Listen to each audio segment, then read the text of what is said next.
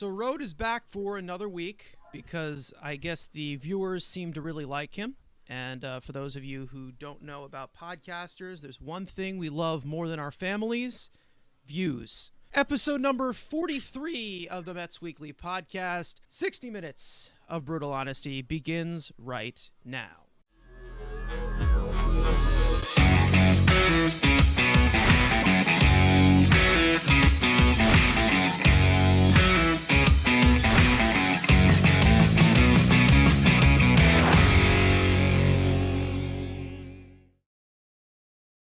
As for your usual house cleaning, make sure to subscribe to the Mets Weekly channel for the premiere of this very podcast every Thursday at 4 Eastern Time. Also turn on post notifications to not miss our month-long 30 Projections in 30 Days series, where we discuss a Mets player on the 40-man roster every single day leading up to opening day going into the 2024 season. Also follow us on Twitter, TikTok, and all of our individual links that are in the description. So we are about 2 weeks into spring training. There is still tons of stuff to be excited about, in my opinion. You have the spring breakout game, which is this week on 15th, where I'd say about half of the Mets top 30 list is going to be featured in that game. We also have a few debuts that have yet to be seen. Edwin Diaz will be this week. And obviously we're going to see them just continue to cut down this roster, and we'll see how it forms going into opening day. We're getting very close to the start of the season. I mean, you're having starting pitchers go deeper into games. Like I said, you made those roster cuts. You're seeing guys like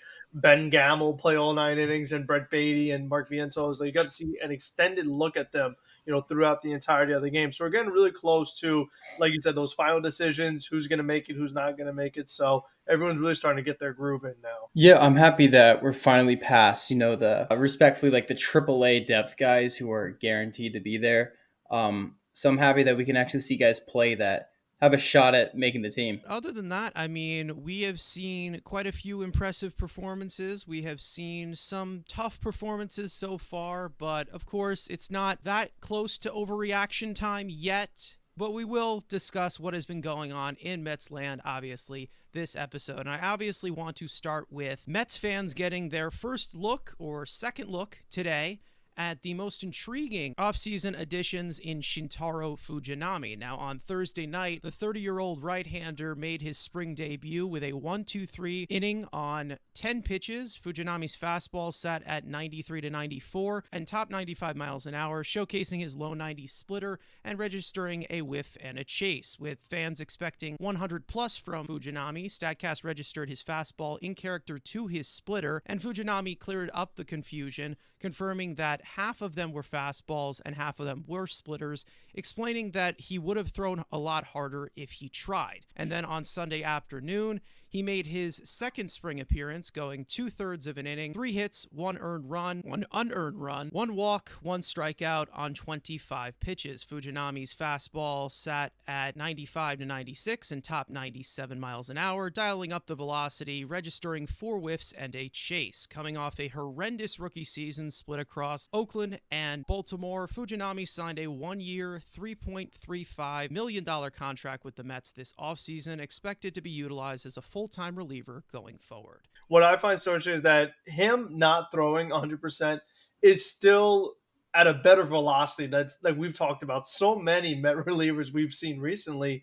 And I just think that when you look at this bullpen, if things kind of go right for him, he gets into a groove.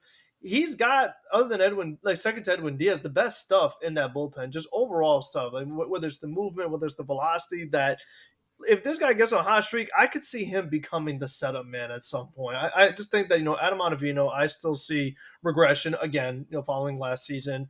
I think Jorge Lopez, he's still not quite where he needs to be if he wants to actually get back into a high leverage scenario. So I think that, when you're just looking at the stuff by itself, and then obviously, Brooks Raley's in that discussion, but like I've said before, I like to see Brooks Raley kind of used in a lot of different instances, a lot of different innings. But I think, just when you look at it, he has so much going for him that he puts it all together, and you could definitely see a very solid season out of him. So again, I think this was a really nice move by the Mets. Again, pretty late in the offseason for such a great cost. I mean, the upside is clearly there.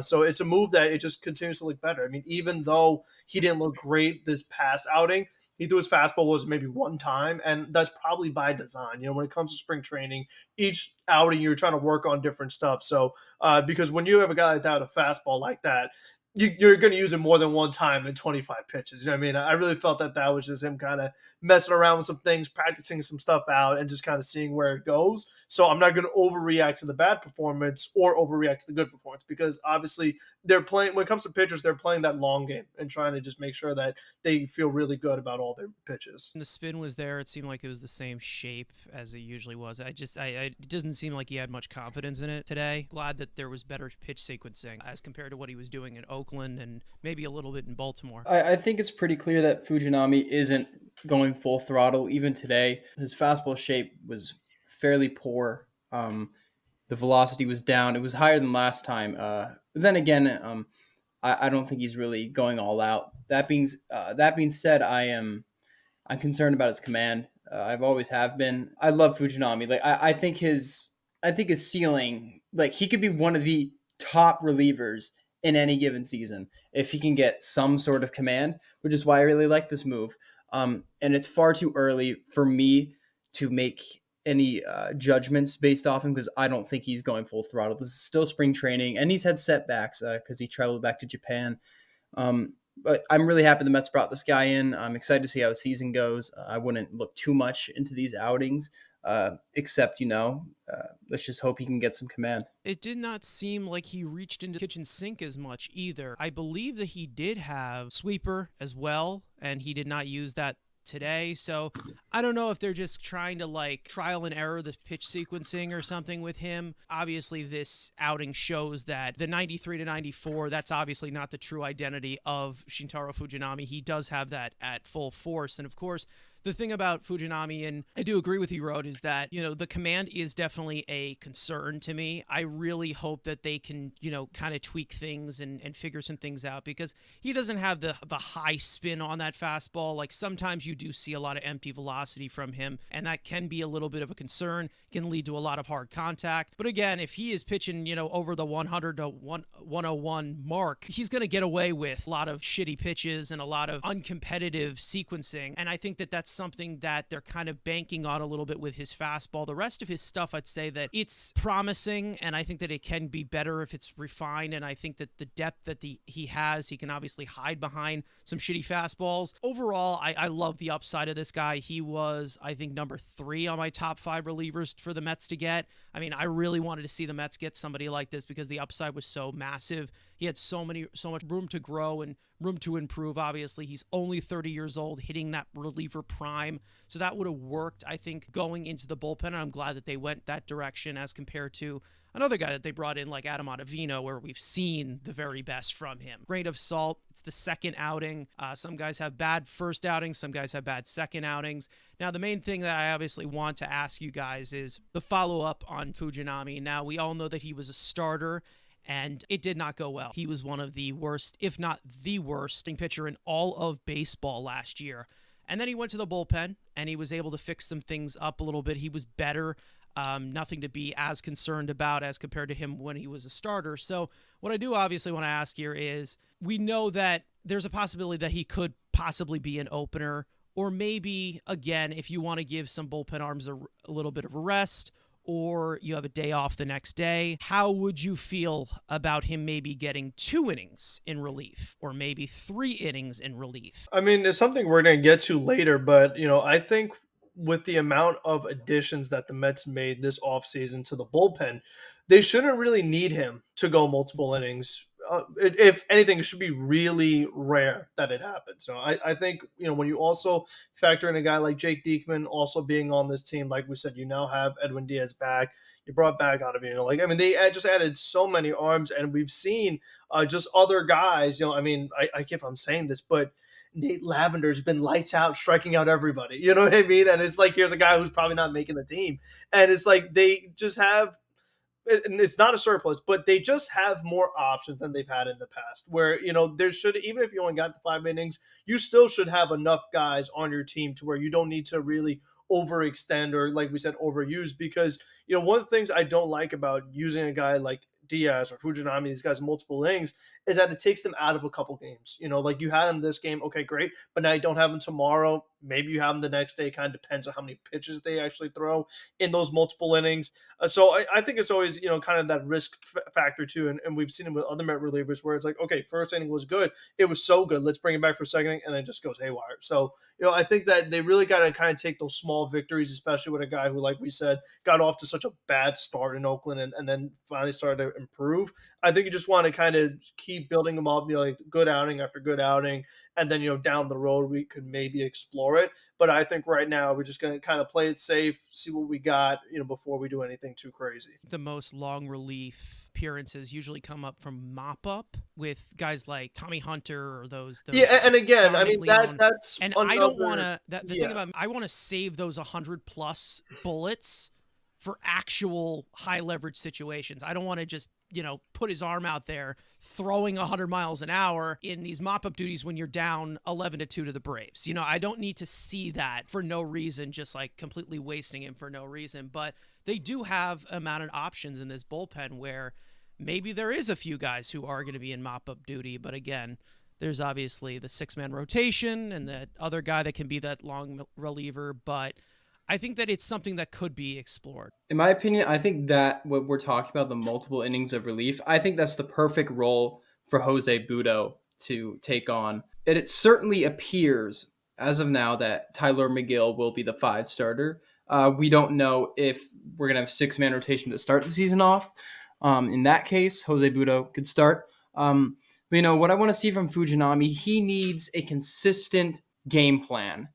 We shouldn't be. I don't think right now is the time to be throwing him around these different opportunities and situations. I think he needs a consistent plan to really dial in, focus on getting his command, so he doesn't have to stress about what kind of game he's going to be in.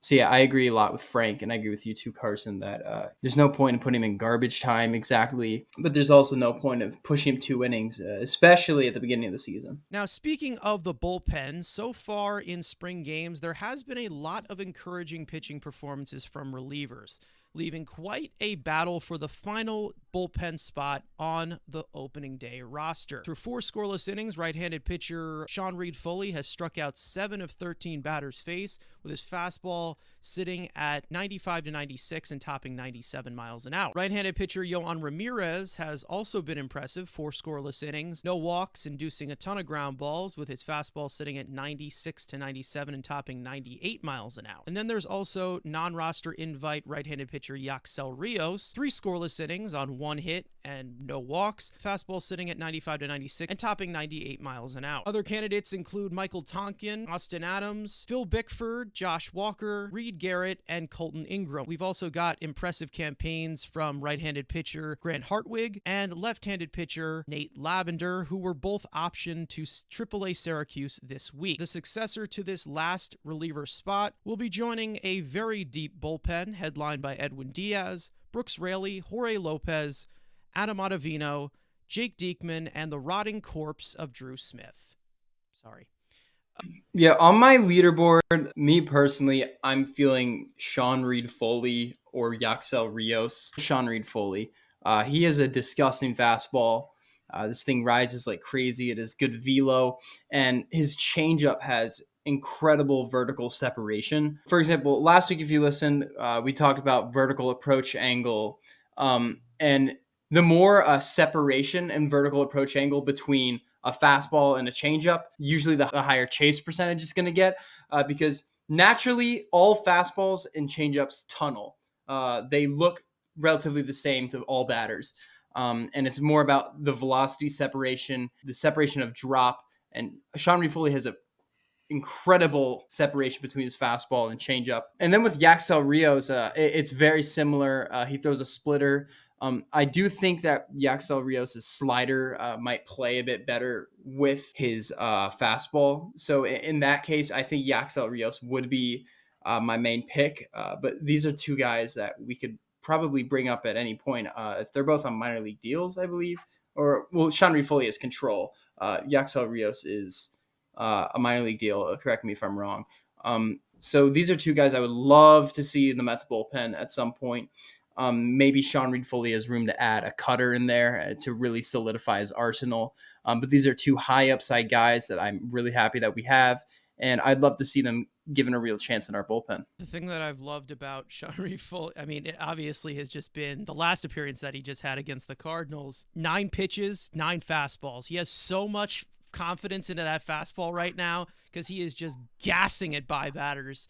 I mean, that has been really impressive. Frank, what do you think? Names that you mentioned, my actual reasoning for Sean Reed Foley is more so our previous topic about what you do with Fujinami and do you have him in this multi-inning role. I think that's actually the perfect role for Sean Reed Foley because one of the things that Keith Hernandez brought up on the broadcast is like it's a very real thing, but rain happens in April a lot in New York, and you're gonna have doubleheaders. So it's like boom, there's where Budo makes his starts on those doubleheaders. So if Budo is making starts for you, he can't also be the long reliever at the same exact time, especially if there's 6-man rotation. So I think a guy like Sean Reed Foley, he really plays into that like long relief role where, okay, I need 2 to 3 innings. He could do it no problem because it's what he's done in the past. I mean, we saw him do it in a Mets uniform a little bit when he first got here before he had all of his injuries and things like that. So I feel like he's someone who would translate into that role because we're saying, okay, we know like what everyone else is going to do, but who's going to be that guy that could go multi-innings? Sean Reed Foley is probably that guy.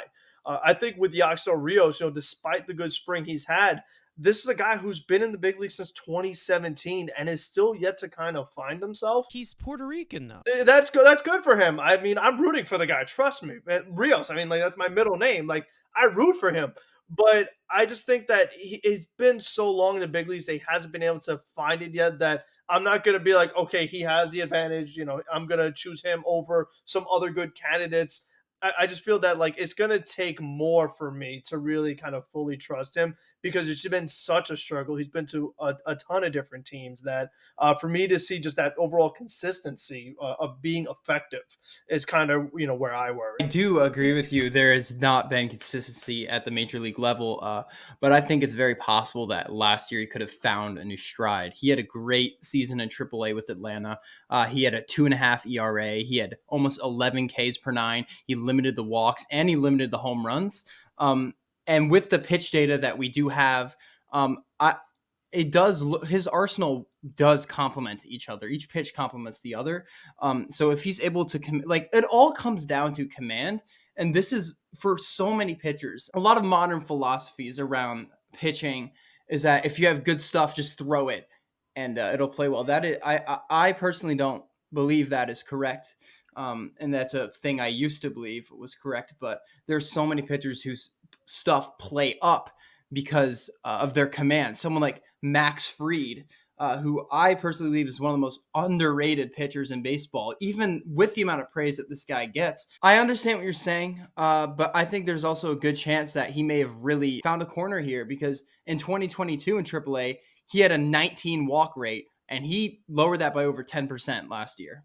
And a pretty decent sample size. So I would love to see what we really have here, but I do understand your concern. I'll just counter with, like you said, he had that good year in Atlanta, has a couple innings with Oakland in the big leagues, gives up 7 runs. You know what I mean? So it's like, as soon as this guy gets back 37 ERA. Exactly. And it's only 2 innings, but it's like, as soon as he gets to the big leagues, bam, he gets bombed. So that's why I'm saying that, like, maybe he's got something, but again, until I see it on the big leagues, it's just, it's a different animal. We know that. So I hope it happens, but I'm not going to bank on him being one of the guys to start it off. It's a good problem to have.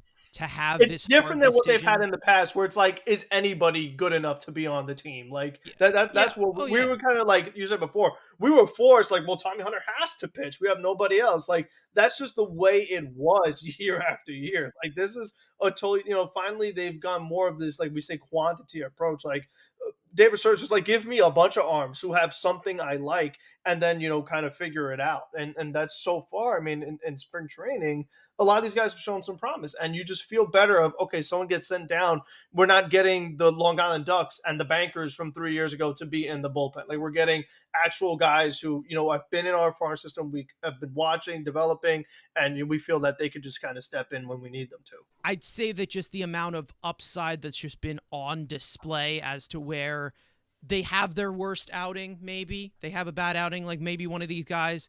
But then right after when they have their other appearance, they show their best stuff. Like you see their very worst and then you see their very best. Now, the very worst hasn't been blow up unless you're looking at like Phil Bickford, who just sucks. Not a Stearns guy. Not a Stearns guy, exactly. So screw him. But when you look at it with like Yaxel Rios, like this is one of those solid pieces that has to put it together to be a dominant type of pitcher because he has that type of explosive stuff in the high 90s. Like that's something you're looking at, but he has to obviously put everything together, and that's what obviously scares you. But again, under a guy like David Stearns, I think that that's like the best direction you can obviously go in with him, where it's the best situation he is in, and he obviously needs to work on it. We've seen some command issues from Yaxel Rios so far, where maybe he's leaving something too up in the zone. Fly ball gets caught on the warning track, whatever. Overall, I think that the control compared to what he used to have looks better, but as compared to the command, there's a few issues, obviously.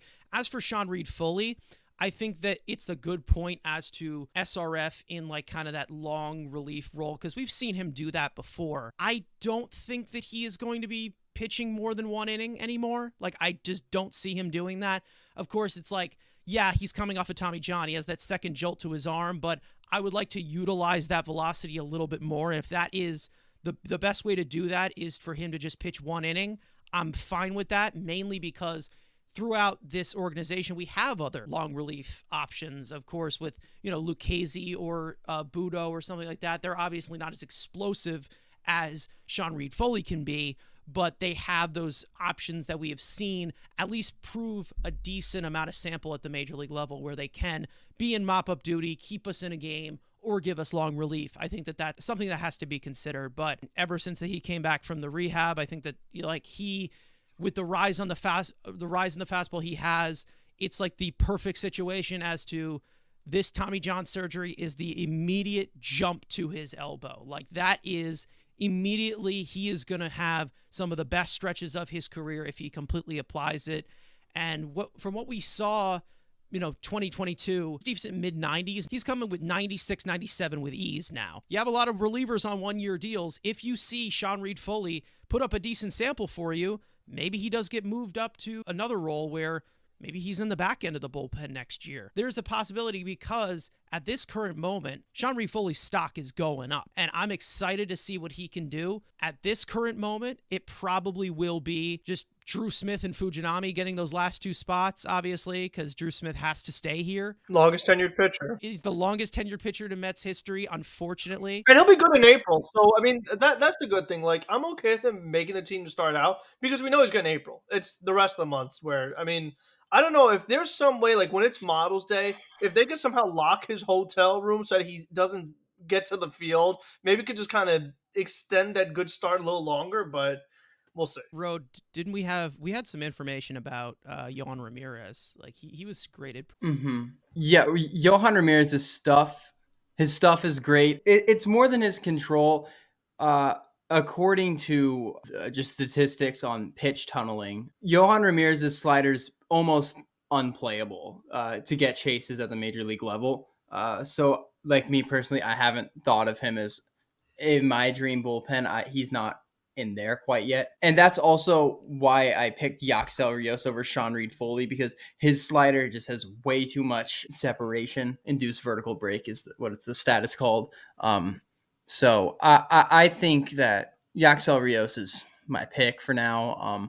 I'm not sure I trust Sean Reed-Foley or Yohan Ramirez to be able to get chases at the major league level. Again, with that sort of rise and that sort of explosiveness with Sean Reed-Foley, you never know, of course. Like, you're going to have your expected whiff numbers up through the roof, but we'll see if he actually can get that. Yohan Ramirez, he can be an explosive arm at max effort, I think that, but the slider is, especially when I'm pretty sure he has hit two batters already with that slider. With his fastball and slider tunnels, or is that there's too much horizontal separation. And if you look through every single season of Yohan Ramirez's career, he has been in the bottom percentiles in chase rates. And I'm not sure I see much reason that would be different through the pitch data we have from him. So with a new manager and front office, there's a good chance that the Mets lineup could look a little bit different this season. According to Tim Healy of Newsday, the Mets are considering the possibility of moving Brandon Nimmo out of the leadoff spot this season. When asked about the potential change, Nimmo explained that he's not opposed to that being changed at all.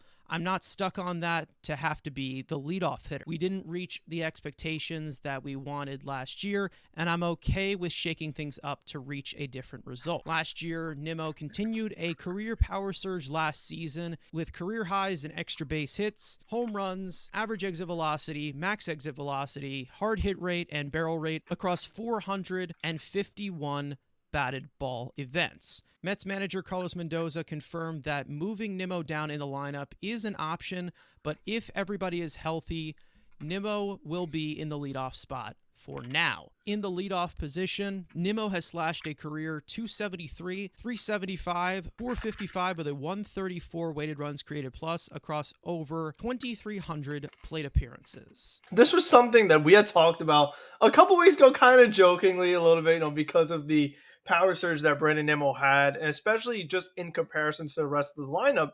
And, while I think that, we were joking the idea of like maybe bat Nimmo cleanup, I don't think that's going to happen, but I do think there is a case to be made for him batting second or even third. I know that, Francisco Lindor has been batting second quite a bit this spring training. He did it again this past game. And, Keith was talking about the idea of, okay, well, you have a guy stealing bases at the top of the lineup. And you look at someone like Starling Marte, who in 86 games stole 24 bases compared to Brandon Nimmo, 152 games, he stole 3 bases.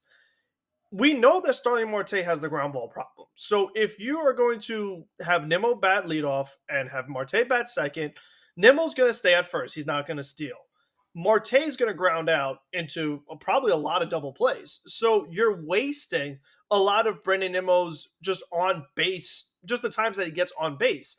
But if you put Marte first, when he gets on, he steals. And now Nimmo's in a situation where, okay, he has a guy in scoring position. Or if you have Francisco Lindor in front of Nimmo, now you have multiple guys in scoring position because Marte and Lindor are going to run. So now they just have so many more just RBI opportunities, just better situations to score runs than they did previously. Like now you have Alonso with a guy on base instead of Marte wiping them off of the board, and I just think that pitchers would have to approach these guys a lot differently. I mean, facing Nimmo with 2 runners on or a runner in scoring position is different than facing Nimmo with nobody on, So I think that when you look at the way the lineup just performed this past season, and you had Alonso, Lindor, Alvarez, and Nimmo as your top 4 power guys, there was a major drop-off after Brandon Nimmo. I mean, like the rest of these guys weren't even close to the home runs that top 4 was hitting. So we also saw Alvarez bat after Alonso today. So if you're looking at something that's like Marte, Lindor, Nimmo, Alonso,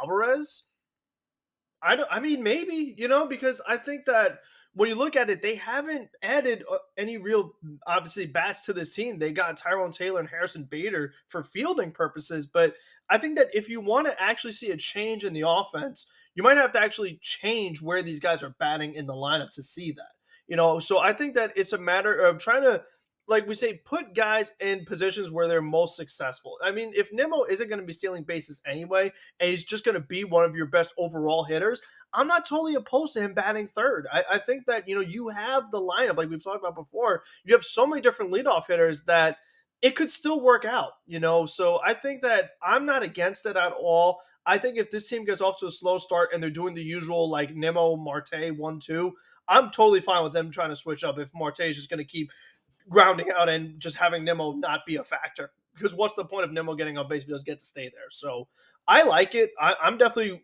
totally open-minded to it, and I'm curious to see if they actually do something like that. I'm also really intrigued by this idea.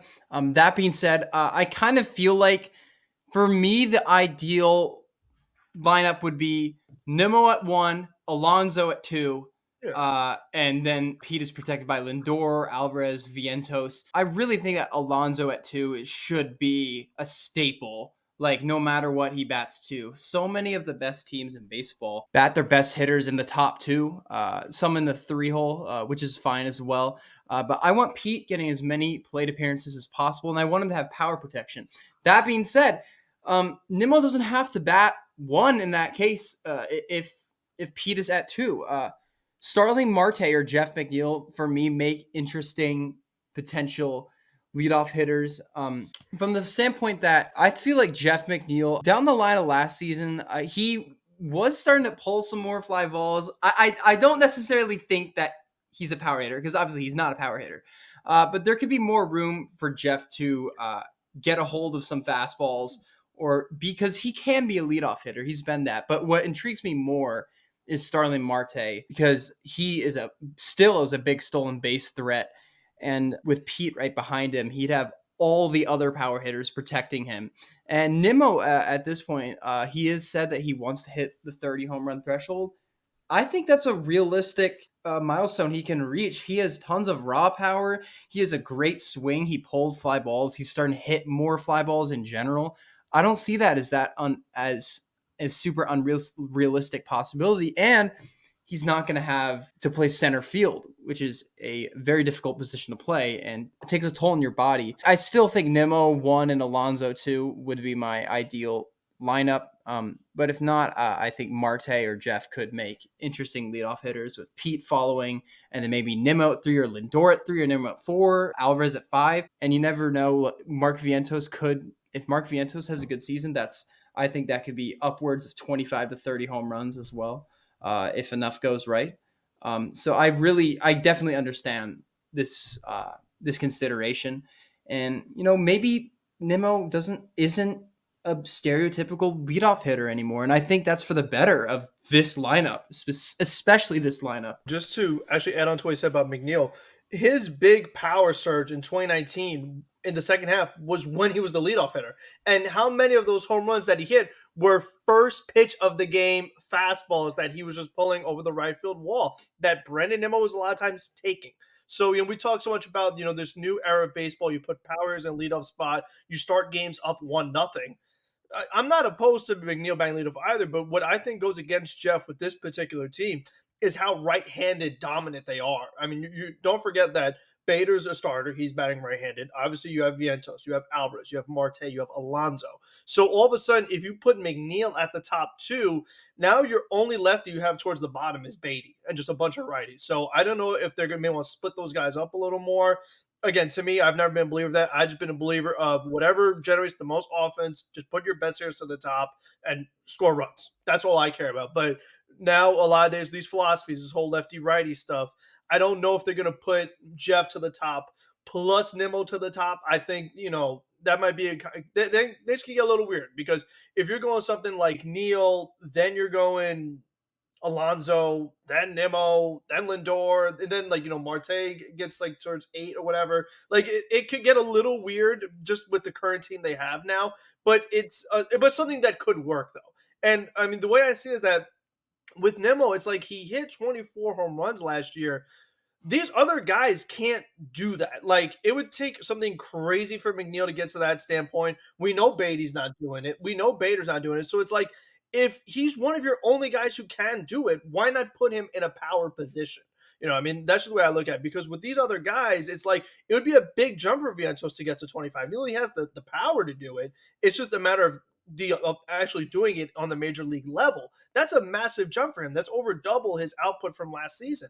So I think that since Nimmo already has done it, I feel like, you're not asking someone to do something they haven't done before. It's like Nimmo can already do it. You might as well just kind of put him in a spot in the order where that's, very effective when you have guys on base. Because, I mean, what's the point of Brandon Nimmo being one of your top home run hitters if a lot of times he's going to have nobody on base and those are just solo home runs, So I think, again, just trying to make the most out of your hitters on your current team is how they should be constructing this lineup. Yeah, I really like what you said, because, you're right. In 2019, when Jeff was hitting all those homers, it was in the 1 spot on first pitch fastballs down the middle. That is the most common first pitch. And I think in that case, I really am intrigued by if we can maximize the power output of this offense, maybe that would be having McNeil in the leadoff spot.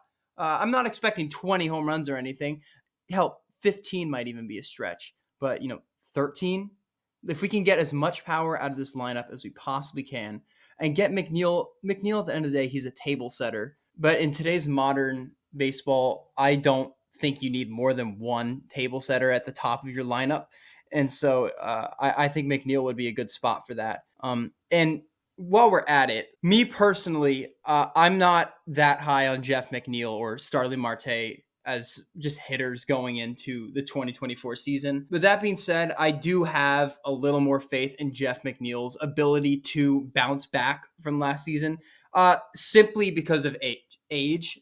Neither of them are young, but Marte definitely is towards those later 30s at this point. Jeff had a really good second half last year, so I think we just need to maximize the power output of this lineup, which is maybe that is having Jeff 1, and I think Alonso 2, and you can go from there. Of course, I have to be the killer of all Jeff McNeil propaganda. Let me bring in the dose of reality of Jeff McNeil being the leadoff spot. The main reason why Jeff McNeil was in the leadoff spot in 2019 was because Nimmo was hurt. Also 2019. Juice ball era. Also in 2019. It was a 27-year-old Jeff McNeil. Now you're dealing with 32-year-old Jeff McNeil, who is coming off of an elbow injury, which we don't know how it did affect him. Also coming off bicep soreness. We have not seen him hit yet. I think that putting him in that position, coming off the year he just had, coming into the age that he's in, I would not do that. Now, also, regards to lowering Nimmo in the lineup, I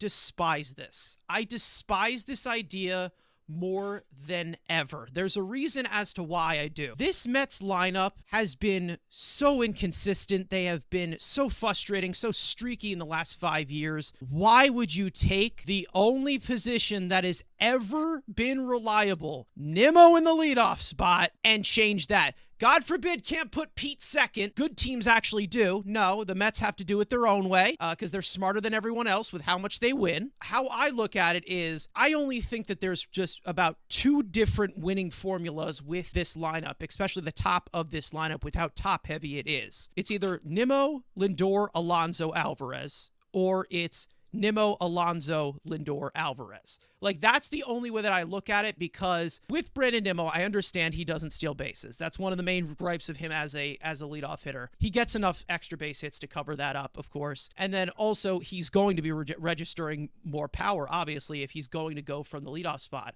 I would love to get 30 home runs from that leadoff spot if he's going to do that. For me, I don't give a shit about table setters. Like, I really don't. Table setters deserve to be at the bottom. They get the least amount of plate appearances, and they set up the top of the lineup. I'm fine with that, obviously, and that's what it's going to probably look like with Bader at the bottom of the lineup, and we'll see where Marte bats. But for me, I don't need to take Brandon Nimmo out of the leadoff spot, which I like power out of. I'm not going to take Brandon Nimmo out of the leadoff spot to cater to McNeil and Marte, who recently have shown that they are a negative asset to this offense. And it's especially Marte. Like, McNeil, different story. Marte, what is he actually going to show you? Like, for me, yes, there's a possibility that he could bounce back. We have seen him at his very best. Great 2022. But what the hell is he going to do? Like, for me, I'm the most concerned about Starling Marte. And I don't, again, Frank, we've talked about this before. If we see Starling Marte batting second, like I've said, you're asking to lose, in my opinion. Carson, where has he batted so far this spring training? It's like I told you. We agree there when it comes to performance. He's batted third. He's batted third a few times. They won't put Alonso second, but they'll put Marte third. So regardless, That's what pisses me off. Marte will be in the top 3, whether it's 1, 2, or 3. He's going to be there. And again, it's because of contract and ego. I know you guys are number guys, like, especially because you think it's like interchangeable. Like, good player goes here, bad player goes there. Like, there's a lot more to it. When it comes to these actual human beings that are getting, especially Marte as one of the highest paid guys on this team. Because he's a veteran and all that stuff, he's gonna bat towards the top. And I disagree with it. But it's like the same thing we talked about with Cano when he was here. They're gonna bat him to the top. And whether we agree or not, that's just reality of it. So no, I know it's gonna happen. Yeah. So if he's gonna be in the top 3, I want him at 1. because I think that he could be more of a negative asset with his ground ball problem at the 2 and 3 spot compared to him leading off and stealing base. So if he's forced to be in the top three, I want Marte at one, because again, I think Nimmo one and Marte two, it does a disservice to Nimmo, and Nimmo's not able to be as productive as possible. And same with Pete. Pete cannot be as productive as possible if Marte's in the two. So he blocks everyone from doing what they're most capable of. So if he needs to be at the top, just put him at one. And if he gets on base, he's in scoring position because he's probably going to steal. But if not, it's like, why are you killing possible rallies by forcing him in that two spot? Oh, yeah, of course. I do not want to see him in that two spot. Like, that's a bigger detriment to this entire lineup. His hitting profile, whether it's good or bad with Marte, it's a rat, and you just don't know what's going to go on with him. You can't project him because he's, especially with a compromised lower half as well. I mean, that's the other thing that also just kind of puts any projection all mixed up when the guy that's just, you don't know what his lower half is giving you. My only point to putting him in the leadoff spot is that, again, if we're talking about instant offense from power, you're not going to get that from Marte. Also, I just don't think that you're going to get any real like leadoff production from a guy like Starling Marte, who's coming into a 35-year-old season. I mean, obviously, he is going to be in the top half of the lineup, of course. And I will add to that because it's funny because with Starling Marte, the amount of, I don't know if it's loyalty or just contract loyalty they have. Last year, Starling Marte was horrendous. One of the worst. Never move from that. And they're like, okay, you know what? Let's just move him to 5. Let's move him to 6. We're not going to lower him to that lower third. It's just, it drives me crazy. You look at all these other teams that put their best power hitter at number 2, or put a balanced hitter that can hit for contact and power, like at Ozzy Albies or something like that, at the top of their lineup. Somebody who's just an incredible 40-40 threat like Ronald Acuna with somebody like that, or a Mookie Betts or whatever. Obviously, we don't have those caliber of players, but Brandon Nimmo is the closest thing to it. There's only a few combinations that can help you win, especially with how top-heavy it is. Like, and I know that Marte is going to be batting second on opening day. I know damn well it's going to happen, but I'm still going to complain about it until they actually fix it, because with Pete Alonso and the whole situation you put him in there, we need to get him up. Like Ro just said, changing him from 650 plate appearances to past 700 this year, it's too important. You need him up way more as compared to what he has been up, because obviously he's on the field every single day. So you're almost guaranteeing 700 plate appearances for him if he's fully healthy throughout the year in the 2 spot, which and also their plate appearances without Daniel Vogelback and Darren Ruff batting behind him. Like, they're more meaningful plate appearances. They're a plate appearance that he's going to be pitched differently than he was if he's batting 4th with a non-power third batting. And Lindor behind him, or Alvarez behind him, they're feared hitters. Like, they are feared hitters. What about Francisco Lindor leading off? He's done it before, did it his entire Cleveland career.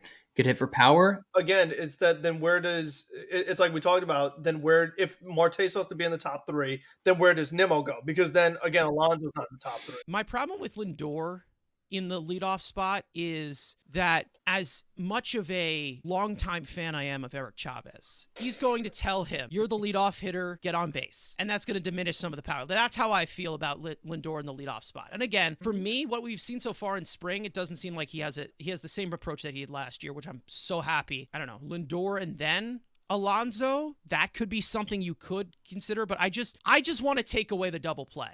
Like, that's the thing about me. What I'm not crazy about Lindor, Alonso 1-2 is I think the line gets so top heavy. I think it really feels more so like once you get past those two, it's just, I mean, like, you have Nimmo, but it's like, I just feel like it really takes away from just how deep the lineup is. I think it's just too top heavy. I don't think they have the bottom half to really complement the top half being just so strong in 1-2.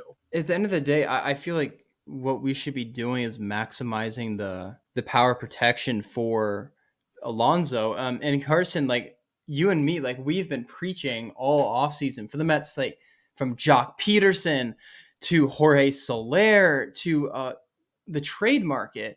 And moving Brandon Nimmo down the lineup would be a serious power threat protecting Alonso that wasn't doing so last year. So from that perspective, I think it has to make sense. And also, I'm not sure I'm completely on board with the notion that Marte is going to bat in the top 3. I think a lot of this, What I personally believe is that the Mets it seemed like a priority for the Mets to get him ramped up.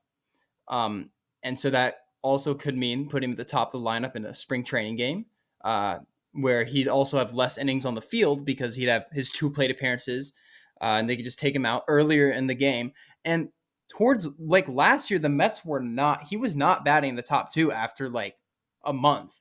Like they moved him down. I don't remember exactly when. He also they was did dead move. for half the season. There's that too, but I feel like I'm not convinced that he's going to be batting in the top 3. I think he could. There's definitely a chance. I hope that these spring lineups are just to give him more ABs. Like, I really am just hoping. But again, he's still going to get the typical, no matter what, 2 or 3 plate appearances every single game, then they take him out of the game. So I don't know. But if I do see Marte in the top 3, Yeah, he had 43 games batting second, 5 batting fifth, 33 batting sixth, and 1 batting seventh. 1 batting 7th. Yeah. Oh, man, we can't do that. I mean, to me, with Marte, I think that since there isn't much power there, he to me, he's the ultimate table setter because of his stolen base. Like, that's the one thing that he's always going to do well is steal bases. I think if you're putting Marte 7th with like Beatty and Bader behind him, again, it's just kind of wasting him, in my opinion. Like, not that I just think that if he's not batting at the top of the lineup, he just shouldn't be in the lineup at all. That's just kind of how I see it. If he's as healthy as he says he is, I would give him the green light to steal every single time from the bottom half of the order, of course. Because if you have him batting 7th, and then you have Beatty behind him and Bader, just in general in Beatty, with Marte, let's say he leads off the inning, gets on base, walks or whatever, base hit, whatever, Beatty's grounding into a double play. Yeah. Almost like more than 60% of a chance that's happening. Marte can take second and take away the double play. I just want to take away the double play as much as I can. That if you want that, that's why Marte would be batting first and not Nimmo. It would be less double plays. Yeah, but then you'd also have from the bottom of the lineup as well. Like if you get like that's the thing. Like I'm trying to put Marte in the least amount of double play opportunities possible. He just destroys it. If he's as healthy as he says he is, like we're saying, just put him on. Look, have Alonso behind him, have Nimmo behind Lindor, have all this power protection, have pretty much a guaranteed stolen base if he gets on base because his jumps are incredible. Like I think as long as Alonso isn't hitting 4th, for me, I will be happy. I don't see the upside in Pete Alonso hitting 4th. I think Alonso a lot of times is batting 4th in this particular lineup by default. That's ultimately what I think it comes down to is that, like we talked about, especially when I think the other thing that's really messed us up too is the fact that Alvarez was batting 9th way too much, and the fact that he's the 3rd best power hitter, he shouldn't be batting 9th.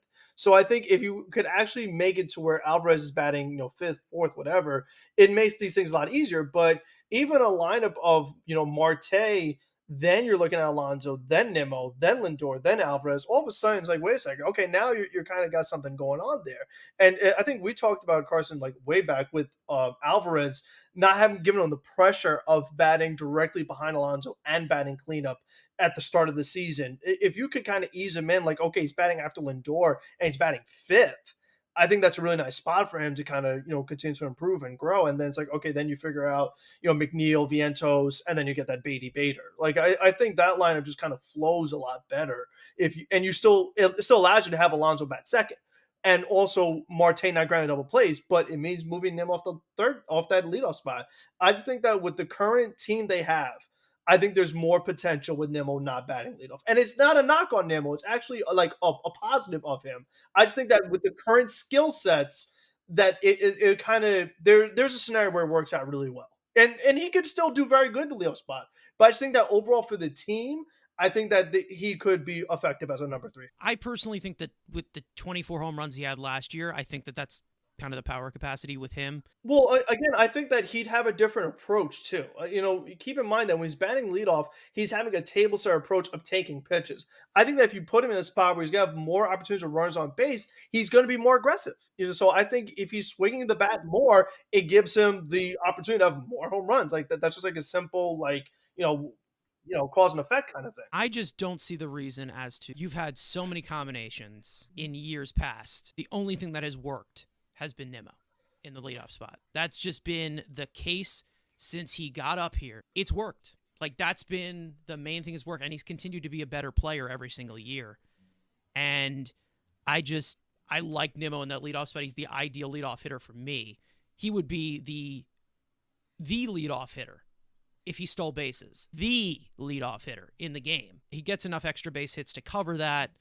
Not to mention, with anybody coming from the bottom of the lineup that gets on base, God forbid, he's a good high leverage hitter as well. So I think that, I don't know, I think that giving Nimmo like almost a guarantee of getting 4 to 5 plate appearances a game, I think that that's something that's really beneficial. Not to mention the same thing with Alonso as well. I want to get most of it to Alonso as well. The best way to do that and have him up in the most opportunities is to have him batting second or even third, but him batting fourth of this, our best power hitter bats fourth. Leave that in 1978 where it belongs. You can't have a scenario where in the first inning, you don't have your big guns up because your top 3 hitters went down 1. It just cannot happen. You're correct. Brandon Nimmo in the leadoff spot has worked very well. That does not mean that a change wouldn't work well. I just think there's a lot of possibilities, and I think this is something we should try. I think this is something we should try. I just don't think there's many possibilities to win. Like, I just don't. Again, maybe if you believe in Marte bouncing back, or if you believe in McNeil bouncing back, or maybe Bader plays a little bit better than you expect, or Vientos breaks out, or Beatty finally figures it out. For me, I'm looking at it as 4 hitters at the top of this lineup, and the rest of it is death row at this current moment. That's how I see it going into the season. Maybe I get proven wrong. Maybe somebody is better than I expect them to be. But how I look at it right now is it's way too top heavy, and you have to be top heavy to give your best hitters the most amount of plate appearances in that situation. Like Nimmo, Alonso, Lindor, and Alvarez, I want them up as much as possible because the rest of the friggin' lineup ain't going to pull any weight. Like, I am not expecting them to do that. Whether they do or not, it's an added bonus. But going into this current situation, there's 4 hitters and then the misfits. To me, like, that's how I look at the lineup. It's hard to win that way. It's really tough to win that way. Yeah, obviously you need somebody to contribute, of course, from the bottom half of that lineup, but you're protecting Alonso, you're giving him a better shot. And, for this offense, that's the main thing that I'm kind of worried about, of course, in the long stretch. But there's 4 hitters that I'm not really worried about, stringing across the consistency. Not to mention there's Alvarez, who we haven't really seen a consistent stretch from him yet either. So, obviously, I think that he will figure it out. I think he's going to be a fantastic player. But, again, there's a lot of uncertainty, and I think keeping what is certain at the top of the lineup is something that is really important, especially when our runs just come at such a premium without them. To watch the Mets offense when they're going well, you're just seeing single after single after single, or this error or whatever. Like, it's pulling teeth to actually give you consistent offense. And against high leverage velocity, it's just not going to work. The runs are going to come at such a big premium as compared to a typical offense that has that type of power.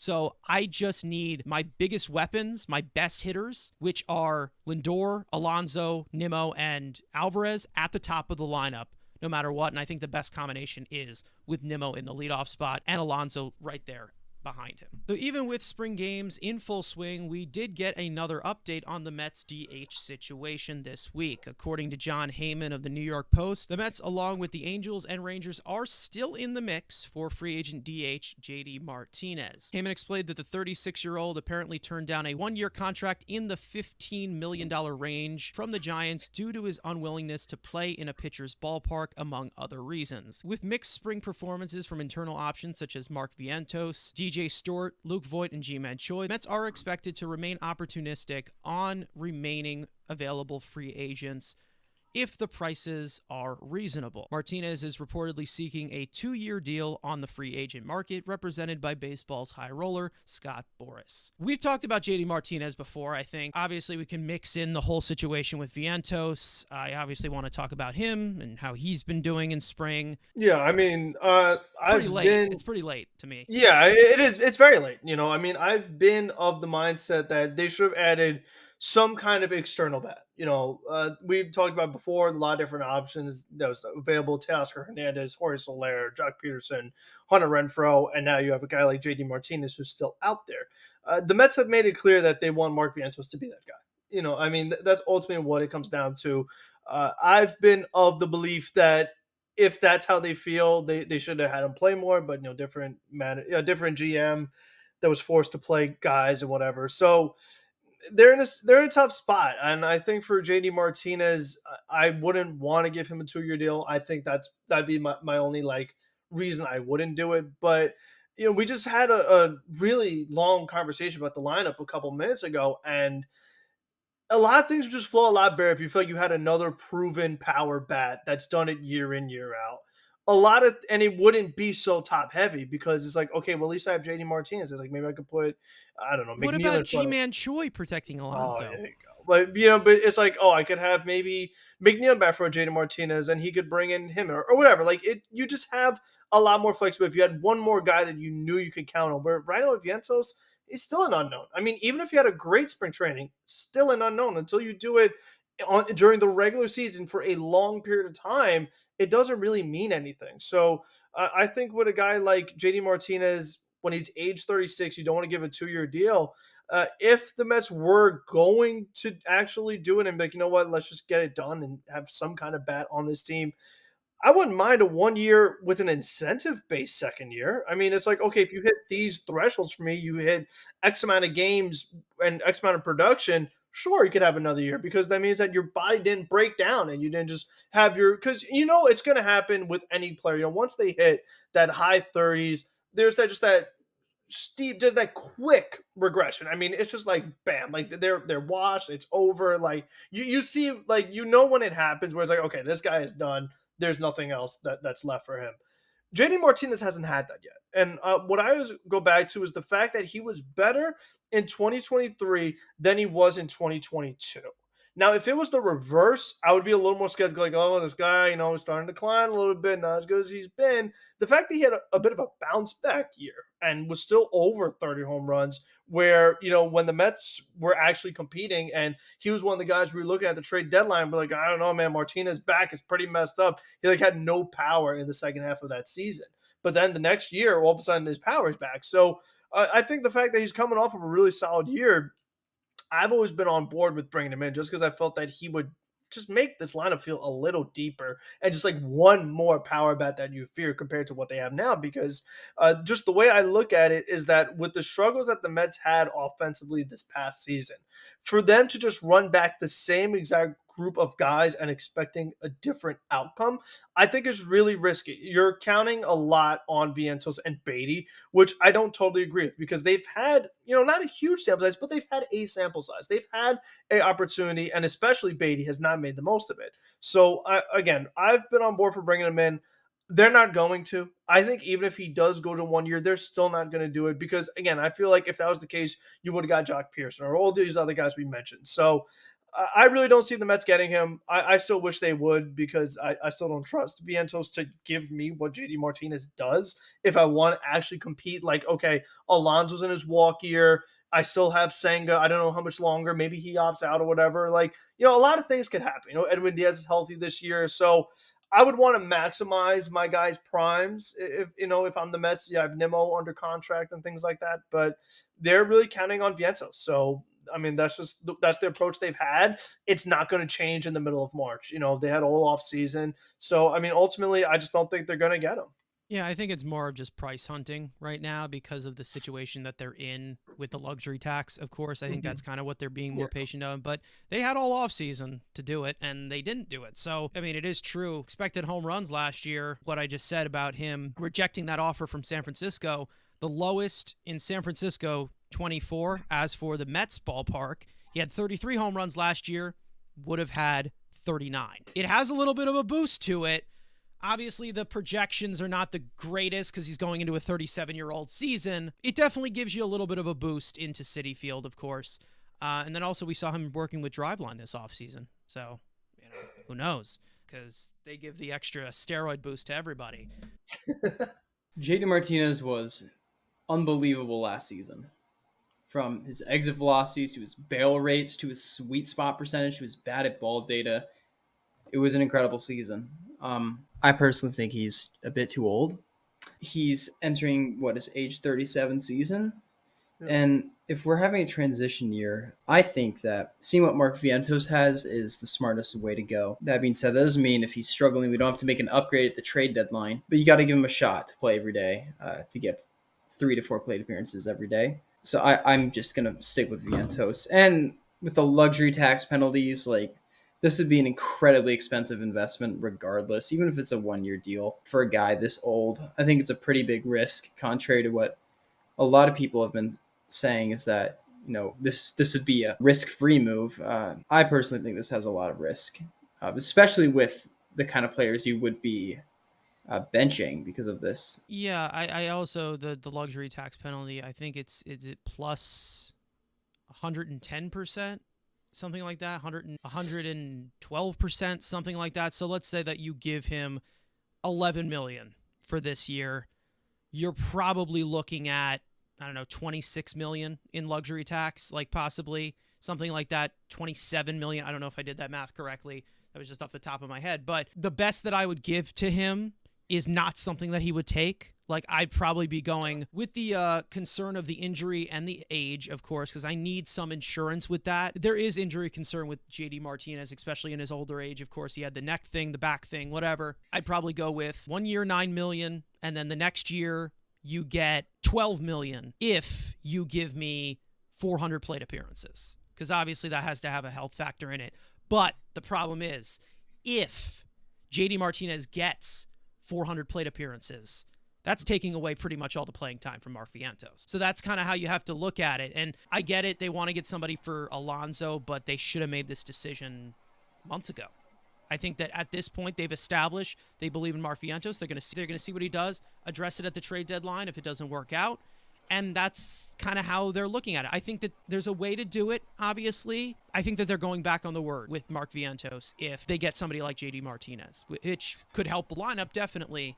But I think that they've already established they want to give the playing time to young players, and rightfully so. It makes the lineup better. It would be a good addition, but I just don't know how that fits into that equation. I think that you can pretty much skip DJ Stewart out of it, obviously, with a guy like JD Martinez, Luke Voigt, Ji-Man Choi, AAA depth, whatever.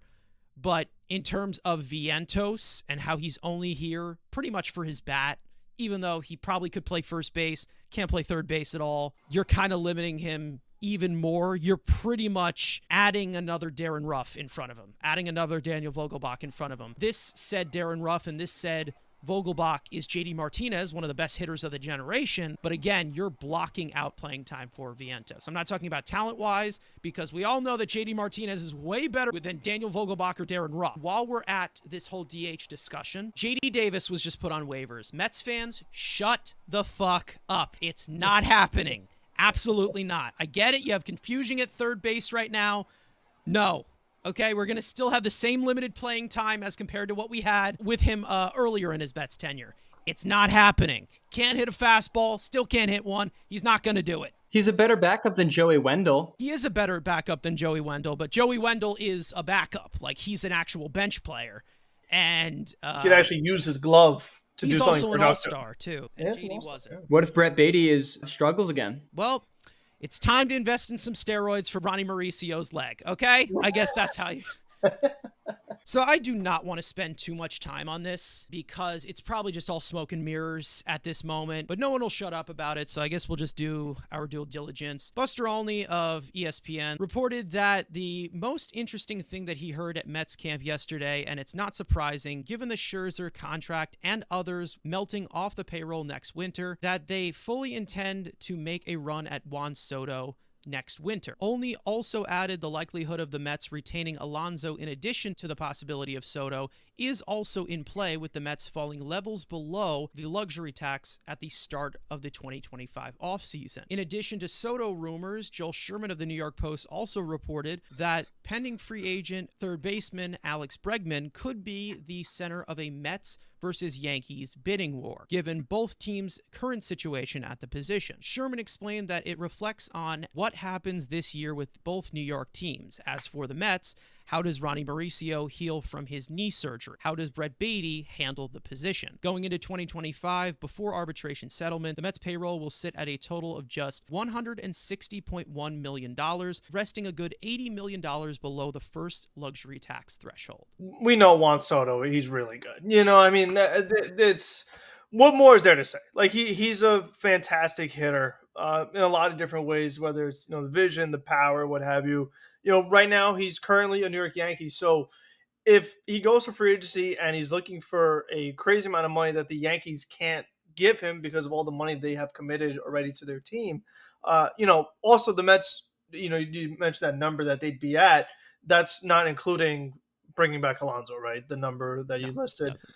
Okay, so you're looking at a pretty big contract for Alonso, and then adding another big one and potentially adding Juan Soto. So for me, do I want Juan Soto? Yes. No matter what, yes. Like he's an amazing player, really young. Sure, I'd love to have him on the team. If the Yankees do keep Juan Soto, I've talked about this guy a couple times already, but I think Alex Bregman's a really good fit, especially if Brett Baty doesn't get the job done again. I'm not just gonna live with Brett Baty bringing the team down. If I have my core locked in, and I have Steve Cohen as my owner, and I have a guy like Alex Bregman who's a proven winner, gets it done in the playoffs, consistent, good glove, good bat. I think he's a guy that he really you're not asking him to be the savior of this team, but he's a really nice piece that would help you in a lot of different ways and just bring just a nice veteran to the mix that has some championship pedigree that I think would really just help a lot of players on this team that to be the third baseman, even with Ronnie. I mean, I just don't know. How is he going to come back from that leg injury? I'm sure they could find something for him, and maybe he becomes the DH. I think a lot of it depends on how the season progresses. It's like if Baty is awful again, then I'm really looking at Alex Bregman. But if Baty turns out to finally have a good year, I'm like, okay, maybe I don't need to do something crazy. It's like if Vientos is awful again, it's like, oh, well, maybe I do need Juan Soto. You know what I mean? I think a lot, maybe I need Juan Soto more than I thought. I think a lot of it is going to depend on how this season goes for the Mets. And ultimately, the other part of it is just kind of what the Yankees are doing, because you mentioned that it'd be a bidding war for Alex Bregman between the Yankees and the Mets.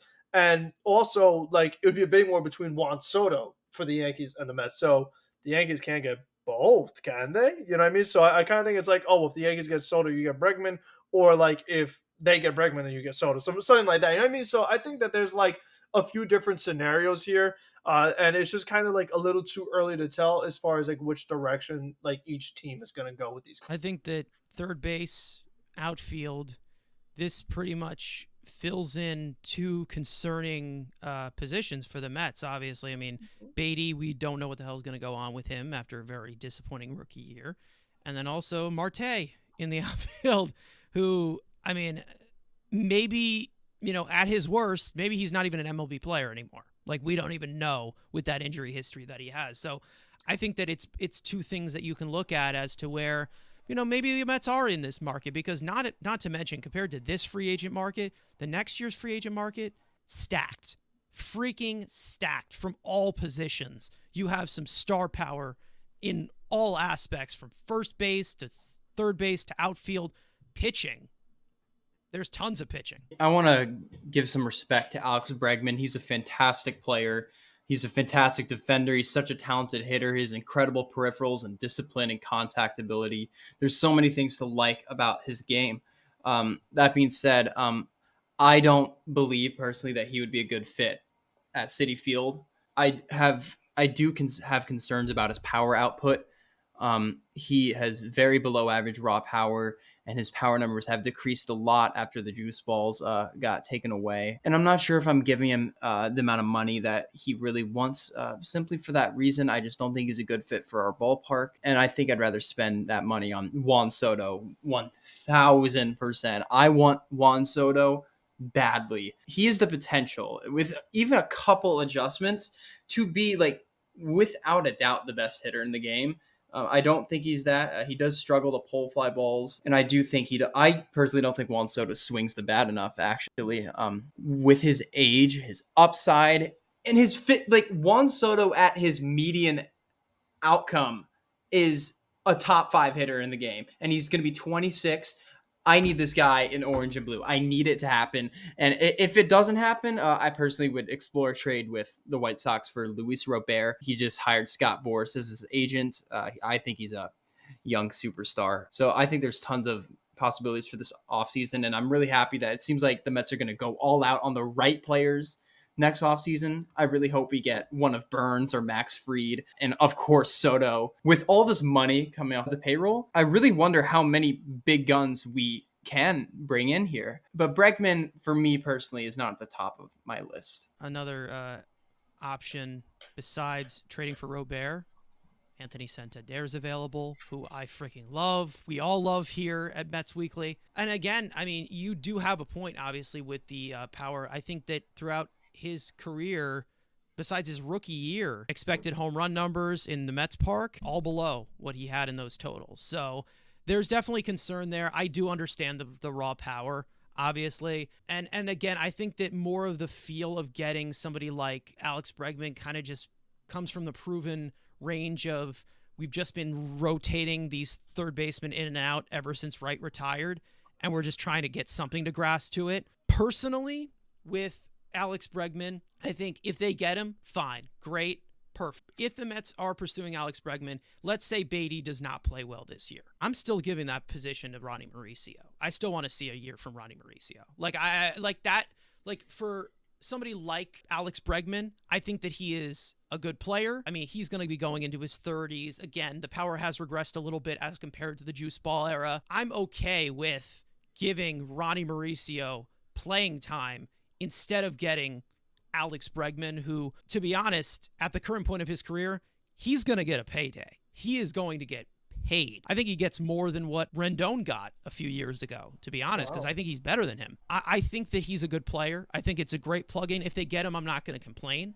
But at the current moment, if I was talking about Alex Bregman, I'd much rather see what I have in Ronnie Mauricio fully healthy in a full season as compared to just shelling out something for a third baseman because, well, third base has been so bad, let's just pay for it, of course. Now, of course, we had a third baseman who slipped away, water under the bridge at this point, and the young guys are coming up now. So we'll see, obviously. We have to see what happens with Beatty, of course, because there's still a full season ahead. We'll see. Maybe if Vientos is hot, they give him some reps at third base. I mean, I'd much rather go with Ronnie Mauricio, his upside, than just shelling out money to third base. Especially, you also have to put into play the pitching staff, which is going to be all on the free agent market except for Senga. You're going to have to fill that up too. For y'all who don't know, I am the #1 Ronnie Mauricio fan, probably on planet Earth. His injury broke my heart. I was so devastated. And that being said, he is going to come back from an incredibly serious injury that I'm not comparing him to this guy, but we saw Ronald Acuna. It took him a whole season to get back to his level of play that we all knew he was capable of. So, I'm really kind of worried about what Ronnie Mauricio's future with this team looks like. Because what if he comes back next year and he's just not even close to a major league caliber player? Well, that being said, I just wanted to say I am Ronnie Mauricio. If you, for some reason, are watching this, I love you. I miss you. I think you have incredible potential to be an incredible baseball player. I'm just laying that for everyone out there. This guy has 80 grade raw power, 80 out of 80 grade raw power. He has, for people who have his raw power, it is unprecedented. You find people with his contact rates as well. He has the chase problem, but he swings at in zone pitches. He improved against off speed last year. His defense at third base, in my opinion, is not nearly as bad as the rep has been. He's played like 4 games there, and he's athletic. So, would you say he's the #1 prospect for the Mets? I would say he's our #1 prospect. But Jet Williams, incorrect.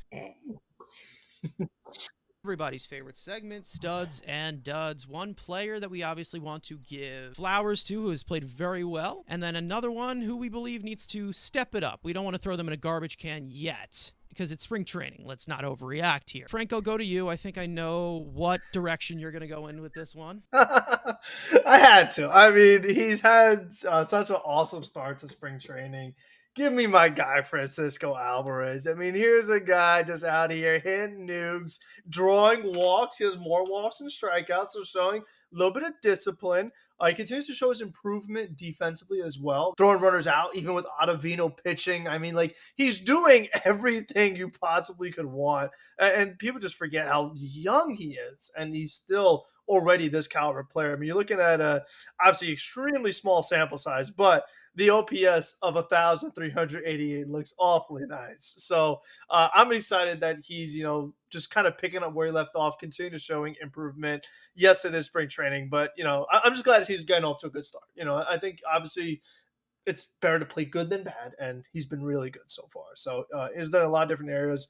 Again, just that we continue to see that improvement is really the important thing, especially defensively at that catcher position. So he's definitely my guy. I'm going to go with Sean Manaea. I was really encouraged by what I saw with Sean Manaea last start. I do think the cut hair might have more like DeGrom effect. It was thrown a bit harder on average. But I'm just really like Sean Manaea. I really hope he could be a solid middle to back end starter for us at a great price where, starting pitching is really hard to find in the free agent market at a good price. And I really think Sean Manaea could be such an important part of this rotation. And, I'm not saying he's a frontline guy, but, I think he's made a lot of improvements. And I'm really encouraged by just the evolution of his arsenal. We have to see it put on the field because I'm a big believer that even for batters, like, spring training results, like I don't take them at face value, even no matter how many narratives I might have for this player or that player. At the end of the day, these are exhibition games against a lot of pitchers that are not major leaguers and batters who aren't major leaguers as well. But from a stuff perspective and, just the evolution of that arsenal that we saw last year that really turned the season around, I have high hopes for Sean Manaea, and I think he could be just such a good value bargain signing for this team. Another thing that I was encouraged with Sean Manaea from an Arsenal standpoint, and his first start against the Marlins where he kind of got hit pretty hard, he threw a sweeper a couple times. He threw a different sweeper almost. His sweeper in his first start had a lot more horizontal break than the sweeper that he threw yesterday on Saturday. And I think that's a good thing personally. It's really hard for me personally to imagine how that sweeper would tunnel with even his new cutter that he was throwing yesterday, the one with more horizontal break. So I think if you're easing back just a little bit of horizontal break, which will allow for more velocity as well, I just think he's evolved a lot. And I really just love this signing. For my stud, I'm going to actually double down on what I said earlier. I'm going to give it to Sean Reed-Foley because he just looks like a completely just new and improved extra jolt to his elbow. The fastball is fastballing, shall we say. Just the rise that he had in general, but now it's just come to a different level, and he has so much confidence in it, and obviously the slider as well, and decent changeup too. So this is high leverage stuff that, could play if you need him to. Let's get to duds. This is a guy that we could have talked about earlier, but we didn't as regards to JD Martinez. But DJ Stewart, I mean, here's a guy who we talked. Okay, it's Viento's job, but there was some there of the belief that like DJ Stewart has something to say in the regards as far as like being a star in DH because of his one good month he had, and as far as him probably being on the opening day roster. And when I look at him just total as a player, we know he's not giving me anything in the field. He's not giving me positional, versatility, not giving me speed on the bases.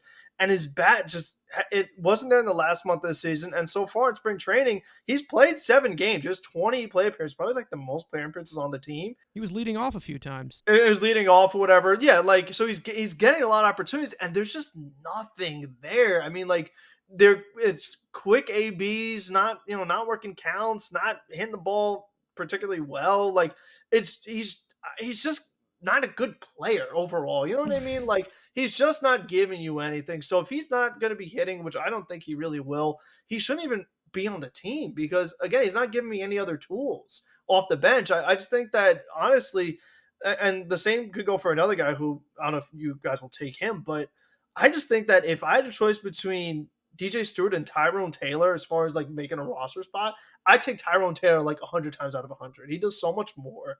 I just think there's better upside there. Plays all over, good speed, good defender. Like I just feel like there's a lot more to like with Tyrone Taylor compared to someone like DJ Stewart. My dud's going to be Adam Ottavino. I think from the results standpoint, he's looked fine, but even before when he signed back with us, a lot of you probably remember, he was on SNY a lot this offseason, and he was talking about, he wants to get some velocity back. He's a student of the game. Adam Ottavino is a very smart guy.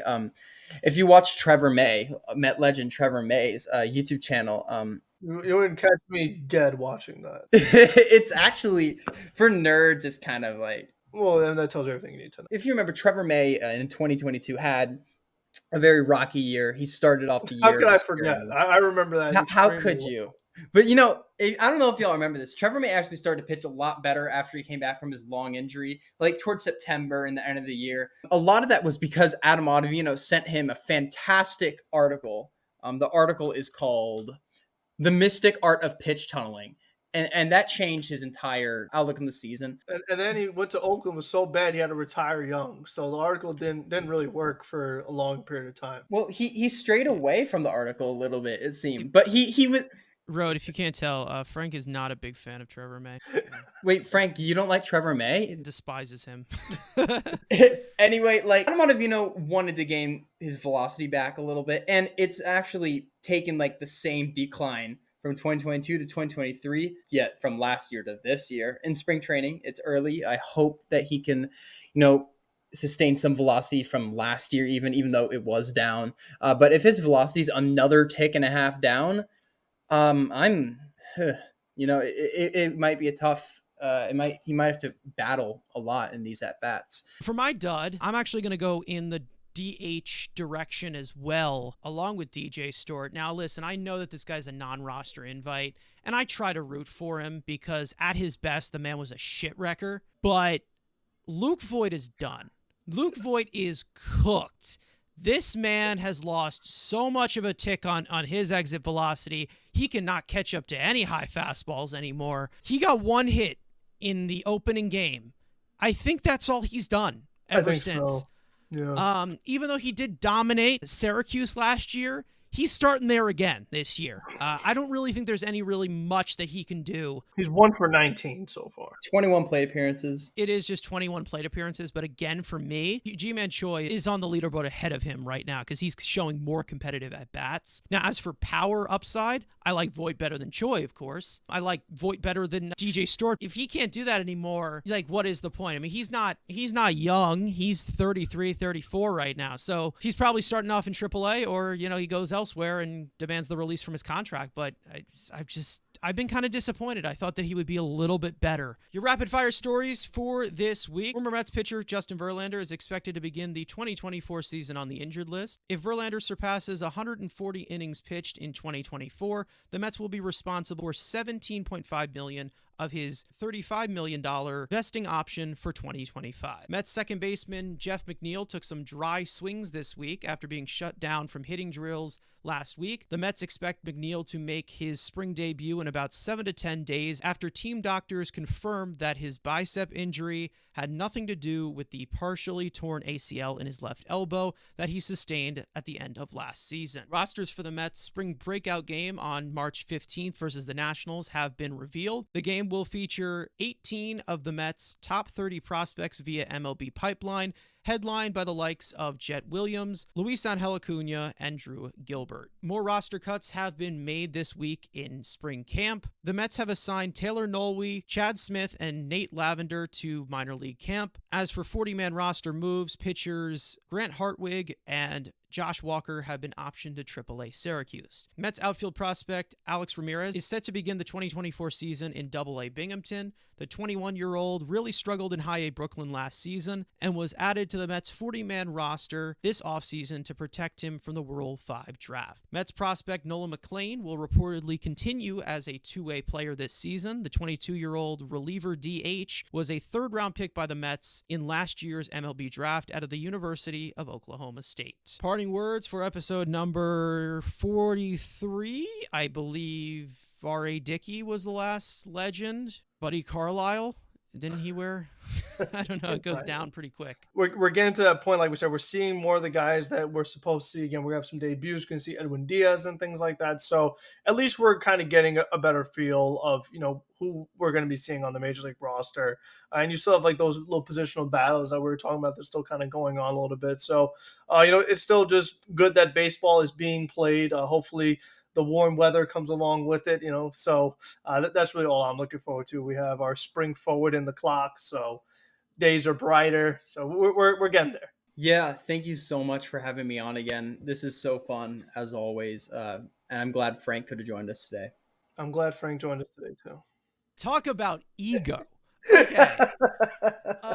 Edwin Diaz is coming back this week. I can't freaking wait. I really can't.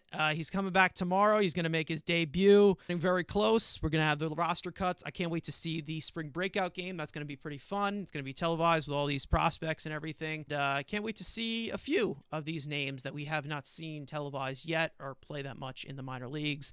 Guys like Nolan McLean, Colin Houck, stuff like that. So I'm excited to see that. Brandon Sproat as well. We'll get to see him on the mound make his debut in the organization because he did not pitch last year. So other than that, thank you guys so much for watching, listening. Thanks to Rode for coming on once again. Let us know if you guys want to have him as a permanent member because we're definitely open as well. And also make sure to turn on the post notifications for 30 projections in 30 days every single day. We have a video about a certain player on the 40-man roster.